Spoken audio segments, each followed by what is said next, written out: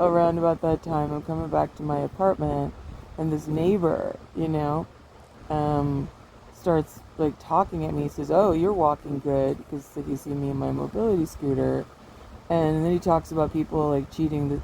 First, walking good, and I say something like, "Yeah, like using my mobility scooter like allows me to keep my abilities for longer."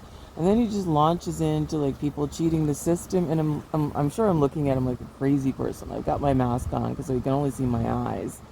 And then he says something to the effect of, uh, sorry, my brain is not working. Oh yeah, well, people who have mental illness and their doctors say they're not mentally ill, and they start screaming about it because they're going to lose benefits. And it was like, I mean, I was too unwell and I've had too much going on, and I mean, it's one of those. If I thought of it in the moment to say, look, this is exactly the nonsense that precipitated a government in British Columbia about 20 years ago to like demand that all persons with disability on assistance redo their application paperwork.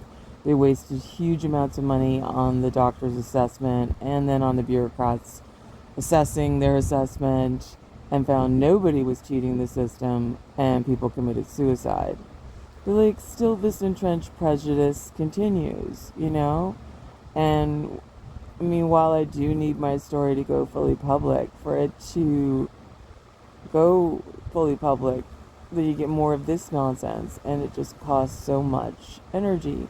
And it's like you don't see me during every part of the day, you know? I went back on my serapeptase recently because I'm doing so poorly, and the dysautonomia is so bad. And oh god, sorry. um, the serapeptase really helps with the pain. Oh, sorry, I talked about it before. I can't pull my thoughts together to explain how it works, but it's expensive. Like, even the cheapest I could find is still expensive. So I stopped taking it for a bit to try to save money, to try to stretch money. And it's like, you don't know what I'm taking or not taking, or what I can't afford to take, or what I had to take because the situation was crushing me and I needed some emotional relief.